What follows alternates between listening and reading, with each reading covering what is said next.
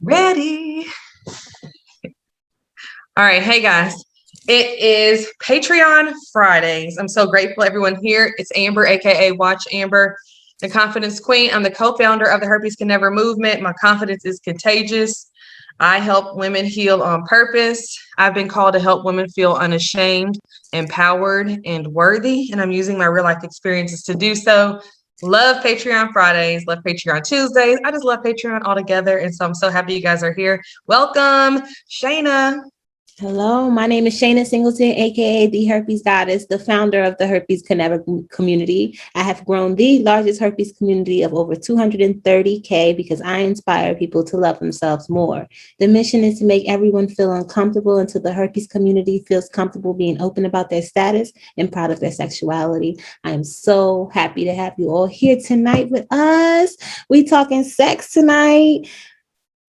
Self-care, sex self-care, yoni self-care. I mean, we diving deep. Amber?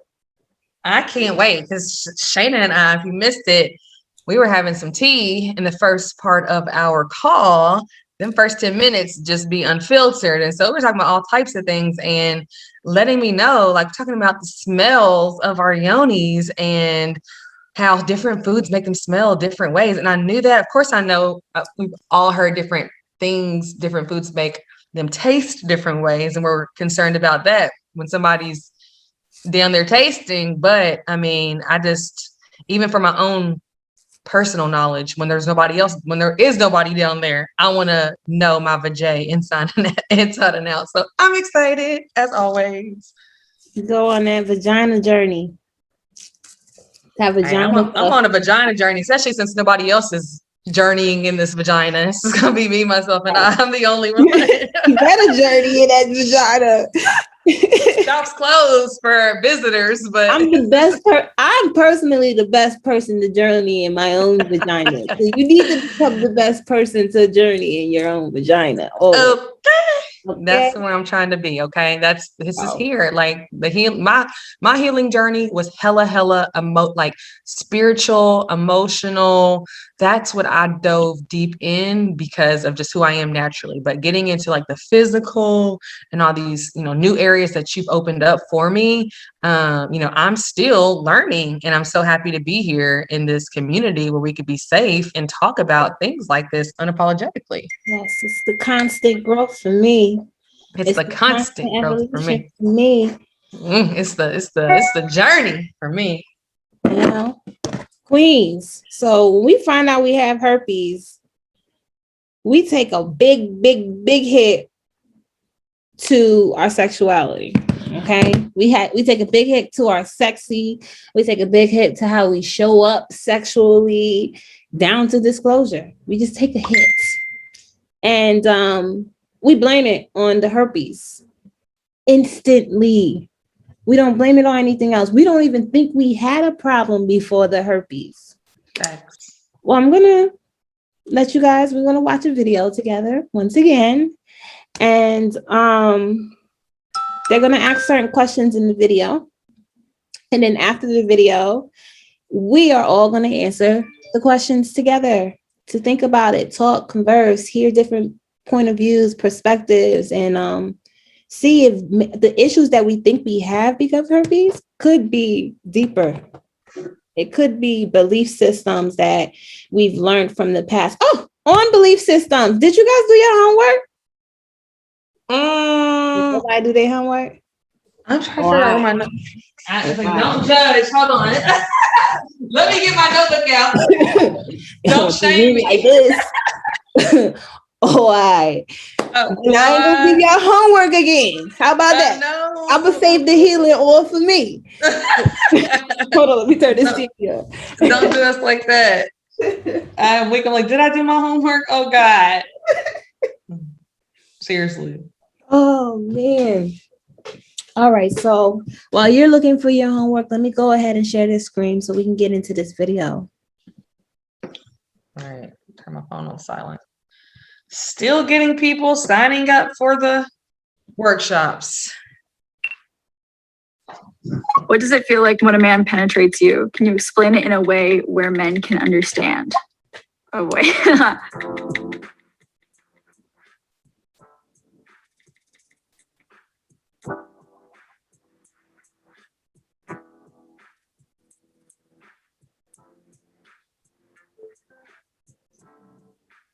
Did your first time hurt?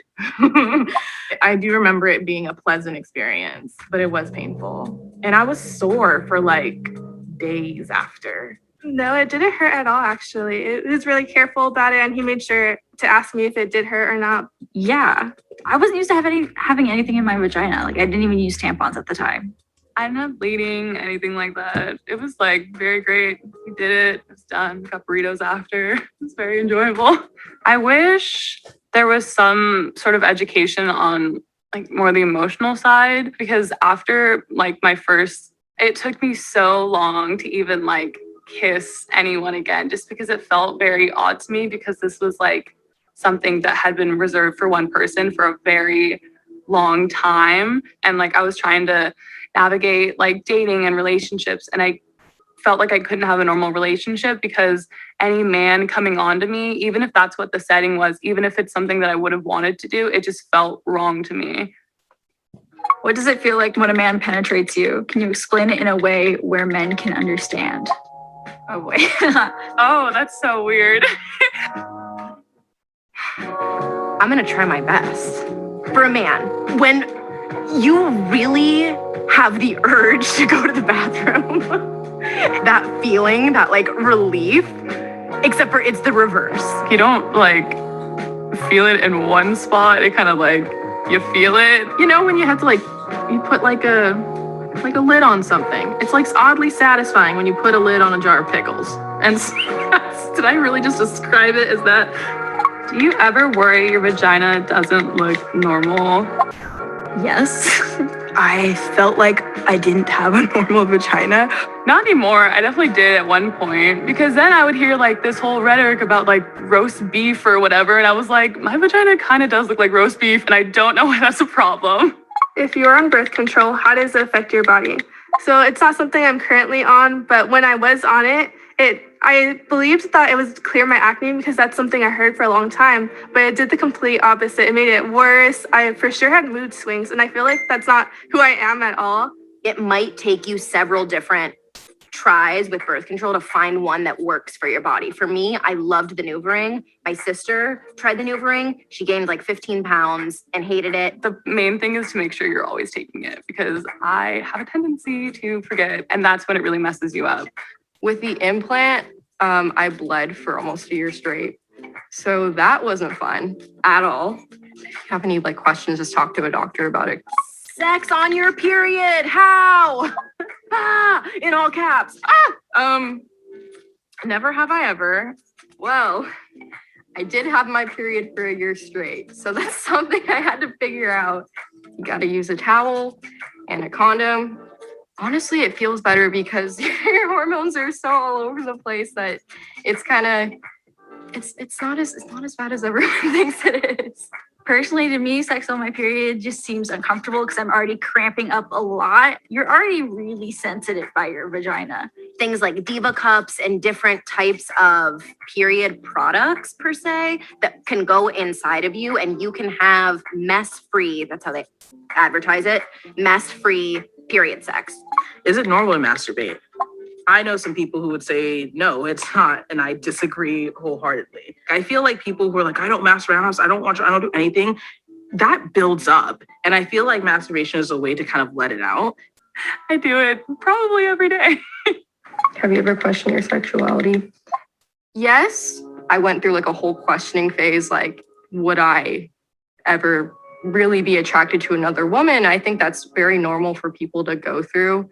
Even just like coming to terms with the fact that you're straight. I had one very strong crush on a girl, but I think it was more of an infatuation. Just the way she looked, I wanted to look like her more so than be with her. Have you ever had an orgasm?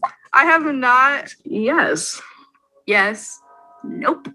Growing up, especially during puberty, there was sort of like this feeling of shame tagged around girls going through puberty and feeling horny. Like if I felt a little horny, I was like, oh no, like this isn't normal. If I'm horny, I just sit through it and I don't do anything about it and I wait till it passes. But because of that, like later my body like just when it's like about to orgasm, my body like shuts down. It's like, no, you're not gonna, that's just my mind blocking it, which is something I'm working on. Have you ever faked an orgasm? One time in my early days, because I felt so bad. But never again. I felt like ashamed that I was taking too long. You kind of have this expectation that you're going to act like the girls in the pornos. Is it important to find a partner that can make you orgasm? If they can't make you orgasm at first, I think you should find a partner who's willing to learn and adjust to what you want so that you both can have a better time. And I think if they learn to adjust to what you like, then they're a partner worth having around. And that's the partner you want to have sex with.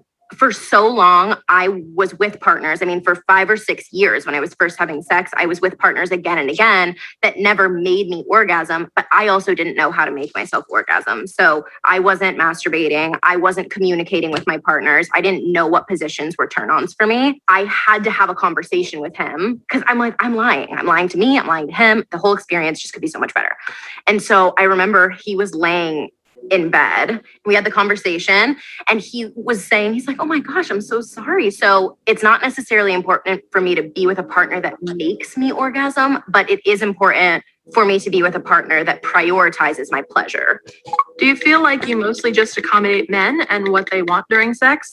I definitely get like nervous in the sense of like, am I performing well? Am I doing a good job? At first, yes.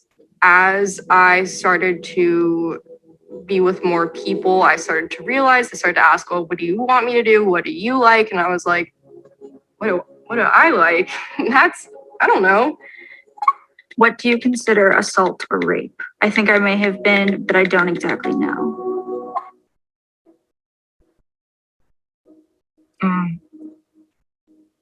Oof. I know a lot of people are taught rape or assault is this big, scary, aggressive thing. It could be something like with someone you're really comfortable with or someone you considered yourself to trust. Is it okay if I talk about an assault? Because like my first time was like a coercion kind of situation. I knew at some point I wanted to do it with that person, but I just didn't feel like I was ready per se. And I was pressured into it, which is something that like we're not really taught about like coercion and stuff like that in school and really the depth of consent. So I didn't really have the understanding, like just because I did say yes eventually and it did end up going that way, that's not okay. So many of us have this question. I've had very personal conversations with dear friends who didn't come to terms with the fact that they had been assaulted or raped until 5 or 6 years later. If you can afford or if your insurance covers it, get some professional advice and guidance on this because this is a question that really needs to be talked about more. And then last question. What is something that you wish you learned in sex ed? That girls masturbated. The range of consent and what is no. I wish I was taught more about sex not being such a shameful thing for women.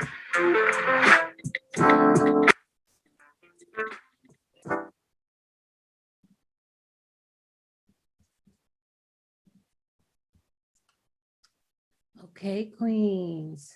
Hold on, let me make sure I can see everybody. That was amazing. I loved that. Those questions were the bomb. I can't wait to hear some responses.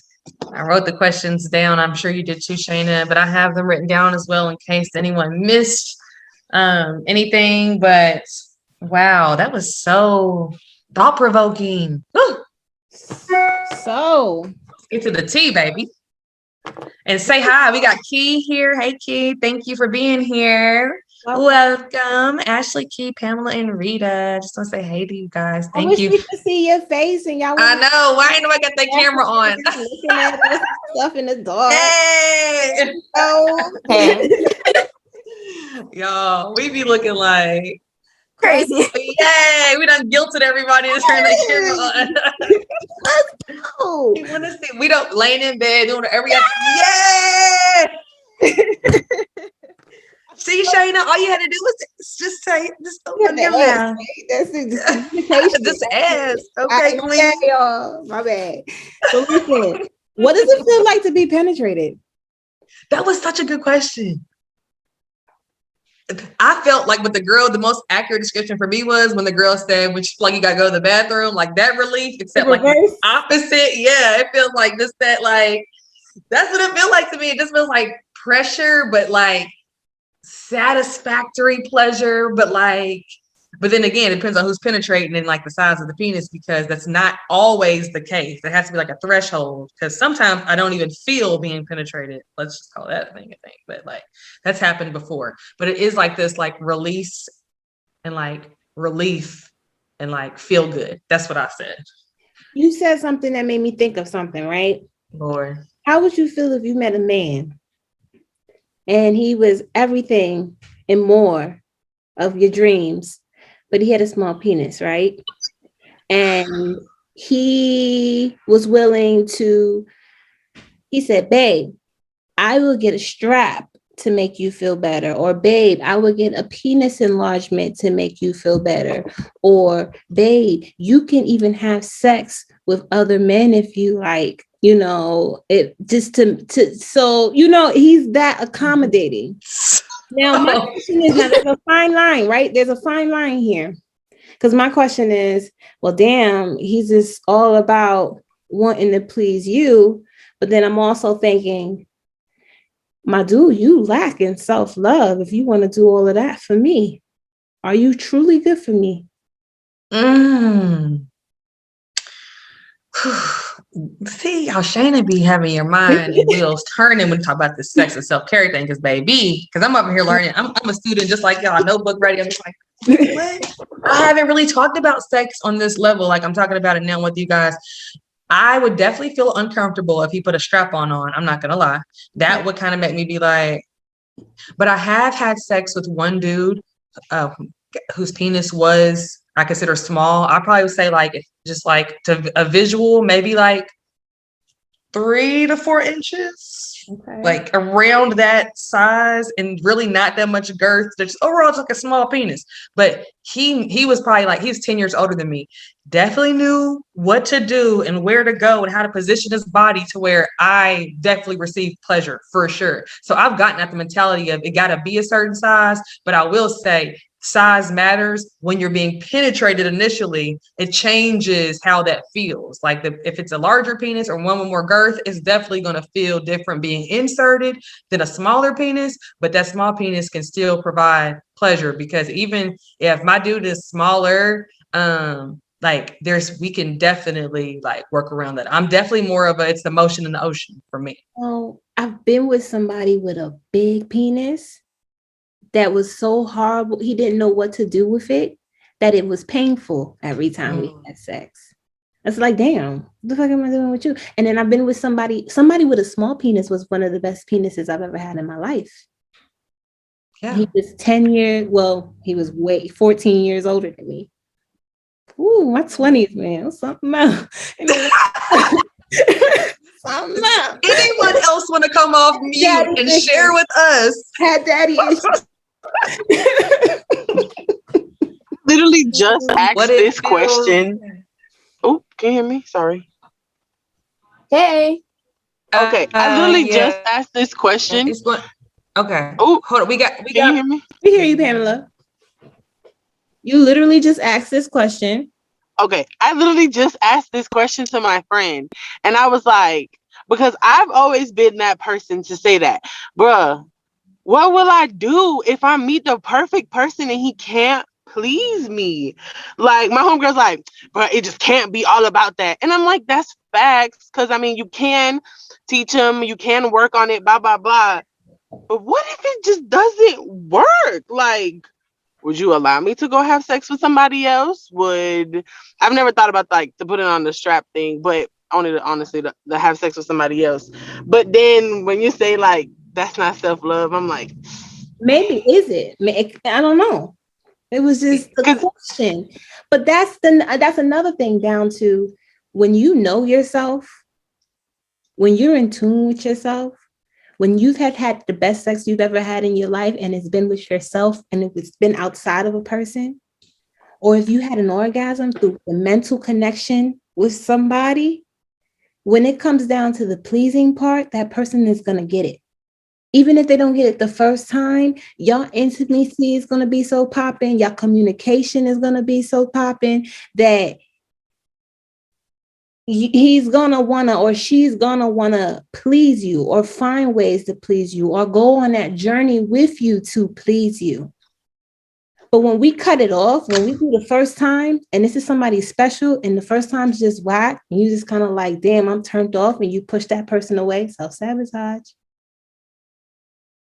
Why don't we try? Why don't we try communication? Practice this. Hey, babe, when you did this, I didn't necessarily like it like this. Can you do it? Or while you having sex? No, I talk during sex. You won't hear what the fuck I got to say. Okay. So I'm going to tell you what I like and what I want. And that's just, even down to his sex, even if he doesn't know how to stroke, you get on top and get yours. Motherfucking get yours. And you don't got to do the tired shit. You can get the lazy on top position. Get yours. Okay. And then go up on your mega knees for the last few seconds of you getting yours. All right. Definitely seconds, because my knees is gonna be burnt the hell out. I can't make this shit up. Like these mid-30s hitting different. I'm like, child, I be practicing my mega knees every day. I said that these young girls ain't gonna get me, not today. Keep my knees. You so young. I'm not listening to you. Who else was gonna share? It's my mama. Sorry, y'all. Who else was gonna share? Rita, I think. Yeah. So the question is like if they had most things, but like that part wasn't there. You can use toys and stuff, and like some people who are smaller, they know how to do other things. So I think, yeah, I would go with it. Luckily, knock on wood, I haven't had too many bad experiences with men. So yeah. Okay. We're gonna skip around, Amber. Yeah.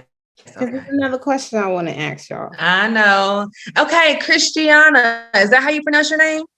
Welcome. I know we got some new faces today. Yay, Ashley. And remember that I'm always commenting on here. So even me on Instagram, she's like, hey. Hey, Queen. Okay. How are you guys? How are you ladies? Doing good. We're happy. Yeah. We're here with family. I'm wanting to join, but I just started school. I'm trying to get my real estate license, and I quit my full time so I can do DoorDash and stuff. I got my little one here. Sorry, you guys. Okay. Hold on one moment. I'll be right back. You're fine. Thank you. I just want to say hi to all our new faces on Patreon. We love you guys. Okay, Shayna, what's the next one? The next one is, which one you want to ask? Because I got some. Have you ever questioned your sexuality? That's a good one. It's a good one. Me personally, no. Okay. I've never. I'm like the most. I don't know. I've never kissed a girl. I've never had a threesome. I've never like even sexually touched a girl. And the same for me. I mean, I've been hit on by women a lot. I guess the way I carry myself, and I have my younger sister's gay, so we're out together a lot, and people just maybe assume like inference that I'm either her girlfriend or that I'm gay as well. And so I've been approached by women often, but I am not sexually attracted to women. I can appreciate the beauty of a woman's body. I know what a nice butt looks like, nice breast looks like. Like I get it. And I also been told like, don't tiptoe over that line because you might not come back. And so I also know that I know my addictive properties, and I know that if I like something, I might want to like, I know my boundaries in certain areas. But I mean, but I do like the dynamic of a man and a woman sexually for me. So I've never really been interested in women in a sexual way. That's just my 2 cents on that. Respect. Yeah. Me? I'm in love with people's spirits. I don't care. You can have both. You be born with both. You can have a dick and some titties. I don't care what you got going on. If your spirit is golden, I'm for you. I'm gonna be attracted to you. You gonna make her talk. Like she gonna want you. You just gotta hit me here.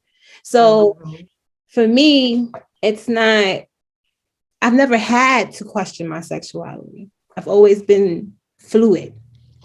And that's one thing I gotta give props to my mother, because she didn't raise me in an environment where I had to hide who I was.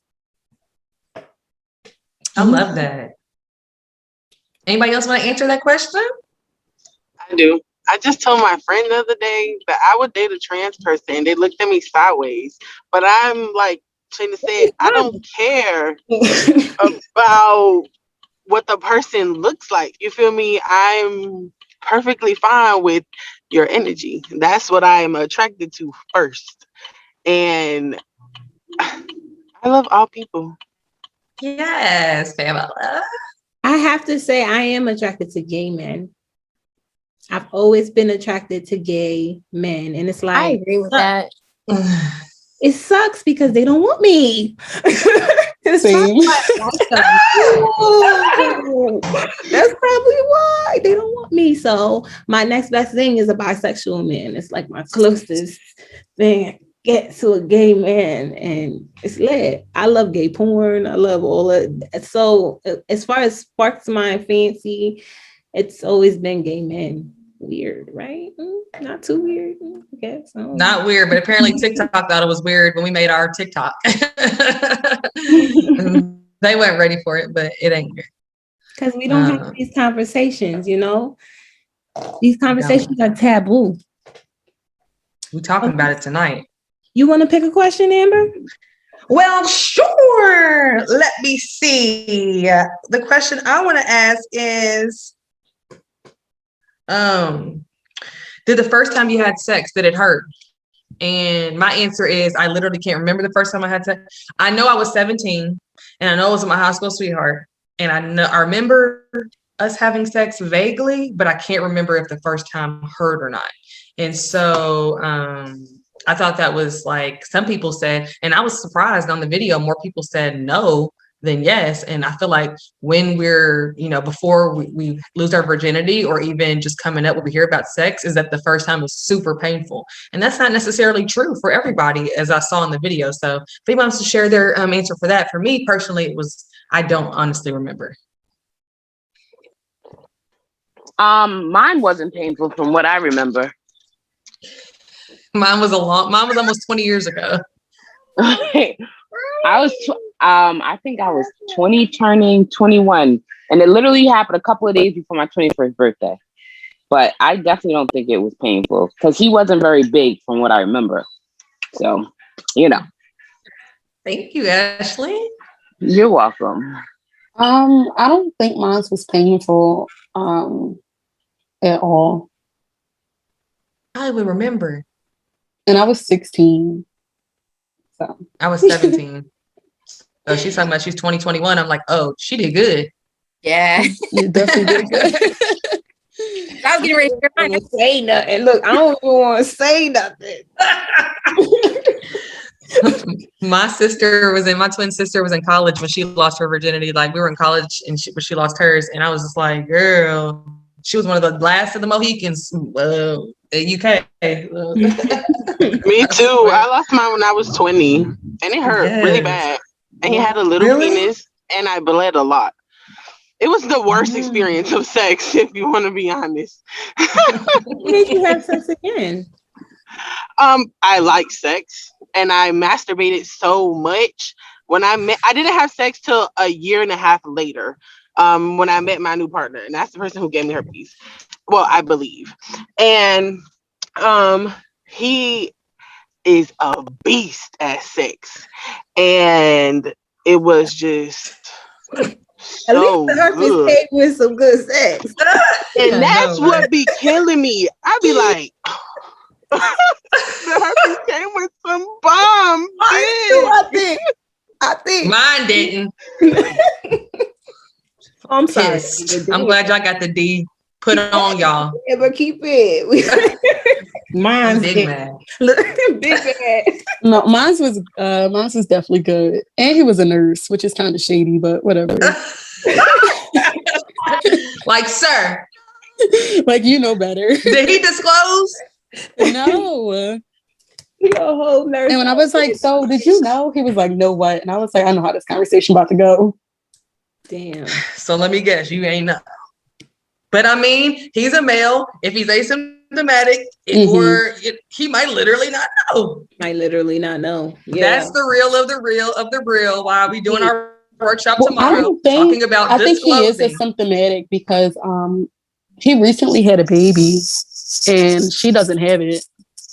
Well, he can't give it to his baby. No, the girl that carried. Or he can have it and his girlfriend not have herpes. Mm-hmm. Yeah. When I found out, I had unprotected sex like a week and a half prior to the diagnosis, and the guy tested negative. So that was my experience. Mm-hmm. So is that possible that he didn't give it to you? Yeah, he didn't. I don't think that he did. And after my child's father, because I was with him for 3 years, I had sex with 3 guys since last May. They all tested negative as well. He never went and got tested. So he still to this gotten tested. So tested. You got people out here getting tested. That's dope. Yeah. Oop, Pamela came out. Hold on, let me let her back in. Okay. I got another one I want to ask too, then I'm done. Go ahead, Queen. Have you ever faked an orgasm? Yes. Some people was like, no. And I was like, yes. No. That was my reality for years. If you answer yes, I need to know why. Yeah, who want to go? Who want to One time. Give me one moment. Give me go the first moment that pops in your head when you faked an orgasm. Stroking people's ego. Okay. Oh, let me write that down. Y'all giving us some great content. Get it, Shayna. Get it. Okay, what else? So for me, I thought I literally thought my body was broken, and I do identify as bisexual, which I realize my body is not broken from having sex with a woman. So I just think that I was so embarrassed. I'm just gonna pretend that I came or whatever because I felt embarrassed, but really my male partners were just not putting in the work to do what my body needed to reach an orgasm. Is it your male partners or is it you? That's a good question. You know why I say this? Because when we are not in tune with our vaginas, we can't hear the messages that our vaginas send us. And that could be the reason why you've had bad experiences with men, because your vagina is probably literally telling you, this ain't it. I'm not attracted to this person. Yeah, I don't that's want true this person. This is not going to work for me. It don't even have to be to the part that, I know my body. I can just teach them what it is to make me feel good. Your JJ will tell you. That's why when men brag or tease a woman for having a dry vagina, I'm like, that's embarrassing. Take that back. Stop teasing her because you couldn't turn her on. Right. That's true. You couldn't make her work. It's no woman is dry. That's not how it works. If you have a uterus, we discharge every single day. There's no dry female. So if you experience in sex and you're dry and you're like, damn, something's wrong with me, because I've been there too. When I found out I had herpes, I lost connection with her. She wasn't getting turned on. She wasn't getting wet. She wasn't doing nothing. I'm like, yo, what the fuck is wrong with me? I've never had this experience before. And I'm having sex and this isn't not pussy. This is not my pussy. What is going on? I'm not getting turned on anymore. I have to figure this out. Oh, that's a good idea. Yeah. Yeah, she just don't make babies. You got a power within you, ladies. Y'all just don't understand your power. And society has us so programmed and disconnected with ourselves. Down to the next question. What shame did you feel around sex as a little girl? Like if you did feel horny, or if you was messing with another kid or hunching on a cousin and it felt good, but you didn't know what it meant that it felt good, but y'all kept doing it. Stuff like that. What shames did y'all feel as children when it comes to sex? Who wants to go first? Oh, it's okay, baby. Okay. I was younger and my teacher had sent a letter home to my mom saying that I was kissing girls underneath the table. And that was like in first grade. Okay. That could bring in shame. So I guess you felt how did your mom respond to that? She just asked me about it and I told her, yeah. And she was like, oh, it's probably just a phase. You'll grow out of it. Okay. But years later, it's like, she's probably still kissing girls underneath the table. Yeah, we on the table now. We underneath it. Hello. Definitely on the table. Right? All right. My Who parents else wants to share? Oh, sorry. Go ahead, Pamela. My parents found out I like girls when I was like, literally when I turned 16. And my stepfather was like, oh my God, if you don't straighten out, I'm going to kill you. And I'm like, who tells that to a 16-year-old going through something that realistically, like everybody loves to say, if I was really in a phase, I could have harmed myself type stuff. And hell no, it wasn't no phase because I still like girls now.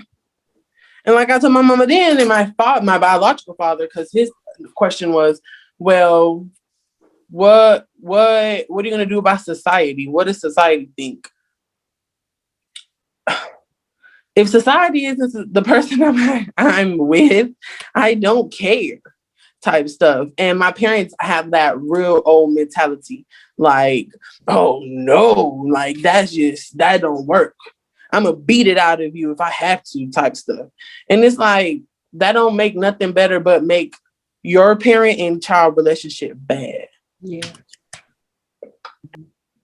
I don't really remember shame about having shame around sex. I don't remember having conversation around sex at all. I don't remember. I was just talking to my twin. We were like, we didn't get the sex talk. We didn't get the, here's what happens when you start your period talk. Like we didn't get none of those talks by my mom. Like we didn't get none of those talks. It was literally like figuring it out as you were doing it in real life. Like learning about tampons, pads, learning about like what it felt like when you wanted to have sex. So I don't remember having any conversation. Maybe not shame in a way of, when was the first time you've ever felt horny? I don't remember. Okay. I don't remember. And I was like, is that like a defense mechanism? Is that like what is that? But I also I don't even know how you don't remember your first time. That's like everyone remembers their first time. But I also have trouble with my memory though. Like, I mean, there are parts of like, won't remember something that might have happened like a month or two ago or like 10 or 15 years ago. Like just the way I feel like I process so much information that my mind loses some of the information too. And I just like can't recall. And I've just come to terms with that. But Need to meditate, Queen. Yeah, I need to meditate. You need to meditate. Don't come to terms with that. Just meditate. That's it. Okay. That's it. Because I don't remember. Yeah. Get your mind in order. The memories are still there. You feel it. Your brain is like a filing cabinet. Sometimes you'll meditate and you get downloads and ideas and visions, or you can go travel into your brain and dig up different memories and different parts of your life and your story, but you got to practice shutting it off. The only time humans practice is when we're sleeping. And we need to do it while we're awake too. We need to learn how to do it while we're awake because we have a power in that type of connection with ourselves. So when memory comes about, meditation is perfect for that. Download this application called Insight Timer. And then there's another application called Tapping Solution. Those are my go-to apps. Here, I'll put it in the chat. Yes, please. I was going to say, everyone, the chat is there. I want to know if people were worried about if your vagina looks normal, because I never really worried about if my vagina looked normal either. But I did hear of roast beef curtains. I did hear that. So before I started to really see other people's vaginas, I wasn't sure If I had like a pretty vagina, ugly vagina, I don't know what that meant. I see my mother and my mom is very fair skinned, so she's pink, and I'm a black girl, so I got a purple vagina. Like, so I already feel that insecurity of being different from my mom. So, it wasn't until I started diving into the vaginas. I got like, okay, you know, I got to see how mine look compared to other vaginas, and we all got different looking vaginas. Vaginas are like faces out here in these streets, y'all. Facts. No vagina is the same. I haven't seen the same vagina yet. They're like snowflakes. They're all different. They're like fingerprints. They're all unique. Different types of colors. Some got purple and pink, some all purple, some all pink. And do you have a preference with vaginas, like how they look? I like hair on my vagina. Even if you like a bald vagina, you got to give me a spot with some hair on it, because I don't want your vagina looking like a child. Why does everybody say bald vagina looks like child vagina? It's still grown up vagina, just ain't got no hair on it. But so like mine kind of goes preference with the guy I'm dating. Like, if I prefer, like, it's definitely going to be waxed to some. It's going to be maintenance in a way, both by wax. Now, if you want like a little landing strip, or if you want a little triangle or a little decoration, okay, we can work on that. But like, my vajay preference is like minimal hair situation. But hey, do you, boo? And then plus, I experienced less problems, like no BV, no anything going on with my vagina when I have my hair. So for me, I keep a bush. But for my woman, I would love for her, even if she want to keep it bald, that's fine. I need a strip though. I need something. We gotta compromise. Meet me halfway, sis. Because you're gonna turn me off. You're literally gonna turn me off if I see a fully bald vagina. I could do a strip or like a little patch. Give me a heart. I had she used to do all kinds of designs for me. She was so lit with that. Like, show us all. Look, babe. I mean, oh shit. What we got this week? Oh, a lightning bolt. This is what Fridays on Patreon is. This is Sex and Self-Care Fridays. This happens every single Friday. We're so grateful for all y'all being here. The replay is available for our tier 2 and tier 3 Patreons. So you're here in real time with us, but if you would like to listen to this conversation again, we have 2 other levels of support. Our tier 2 and tier 3 Patreons get the replay. But this is what we do on Patreon. So we're building our family, our community. It's a more intimate setting, and we can have these type of conversations. Fridays a little bit more like what y'all experiencing now. Tuesdays is more focused on healing work. Shayna always has great journal prompts for us, and we really take the internal dive into our healing and processing and dealing with our herpes, because we always say it's not your herpes. I didn't have herpes when I was doing the things that led me to get herpes. Like, it wasn't the herpes, it was how I was living before. It was how I was carelessly having sex before. It was how I was giving my body up and answering some of these questions I've never even considered. And I've been having sex since I was 17 and I'm 35. So much more than the herpes. Like, so I want to encourage you guys to know that. And so we're thankful for all y'all support on Patreon. It really means a lot to us. It helps us do what we're able to do. And we're doing, more and more. So thank y'all for y'all support from the bottom of my heart for sure. So it's 8:54. The hour done flew by. Oh my God. You want to mention the value. An hour coaching call with Amber is what, 100? Yeah. An hour coaching call with me is 50. Patreon, we are on healing coaching twice a week. And none of the tiers is the price of our one-on-one coaching calls. That's the value. I just wanted to emphasize on the value. We take our time. I take my time. I research these videos. Want to get these prompts in order together. I really care about you all. I care about this community. I care about this movement. And I really want to break the stigma. And I'm proud of y'all for showing up here growing community, and we're making a change. And that's We so are. good. Thank you. Does anyone have any questions before we head out tonight? I want to give y'all full hour, so I'm not going to get off 5 minutes early. We're going to get off at 9 o'clock. No, has anyone, or you guys or anyone else, has anyone, so I would use a dental dam, but has anyone not used a dental dam when receiving oral sex after herpes?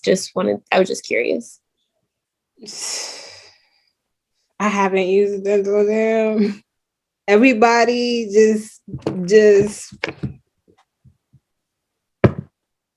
they can't resist. I mean, I couldn't resist, but I could reach down there. No, you should be using dental dams though. Yeah. I haven't. I was with one person exclusively. I mean, I was in a monogamous relationship. I had the disclosure conversation, and from that point, we made the choice to have unprotected sex, totally orally and generally. So, assuming all the responsibilities with having sex with someone who is positive for herpes. So, if you're out here with multiple people, or if you're out here, just living your life in that way, or as an extra level of protection, it's definitely recommended. If you're in the type of relationship where you guys are, had that conversation, which we talked, the sex talk conversation we're going to talk about tomorrow. Hey, do what's best for you. I have to rebuke that, because you should be using dental dams even if you're in a relationship with somebody that you've had that conversation with. Because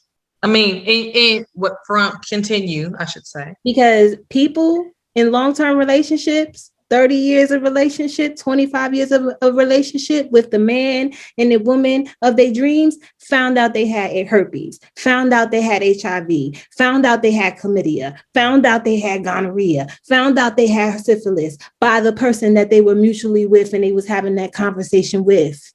So it's not just if you're going to be out here having sex with a whole bunch of different people thing, it's a everybody thing. Unless you in your relationship and y'all made a commitment to get tested every 3 months together.